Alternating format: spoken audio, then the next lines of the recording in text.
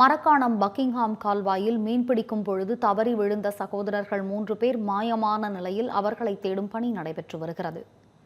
திண்டிவனம் மாவட்டம் மரக்காணம் சந்தைத்தோப்பு பகுதியில் வசித்து வரும் கணேசன் என்பவரது மகன்கள் லோகேஷ், விக்ரம், சூர்யா ஆகியோர் மரக்காணம் திண்டிவனம் சாலையில் அமைந்துள்ள பக்கிங்ஹாம் கால்வாய்க்கு சென்று தூண்டில் போட்டு மீன்பிடித்துள்ளனர். அப்போது எதிர்பாராத விதமாக அண்ணன் லோகேஷ் தவறி பக்கிங்ஹாம் கால்வாயில் விழுந்துள்ளார். இந்த கால்வாயில் ஃபெஞ்சல் புயலின் பொழுது பெய்த கனமழையில் இருந்தே வெள்ளம் பெருக்கெடுத்து ஓடுகிறது. இதன் காரணமாக லோகேஷ் வெள்ளத்தில் அடித்துச் செல்லப்பட்டுள்ளார். அவரை காப்பாற்றுவதற்காக தம்பிகள் இருவரும் கால்வாயில் குதித்துள்ளனர். இதையடுத்து 3 பேரும் மூழ்கி மாயமான நிலையில் அவர்களை தேடும் பணியில் தீயணைப்புத் துறையினர் ஈடுபட்டுள்ளனர்.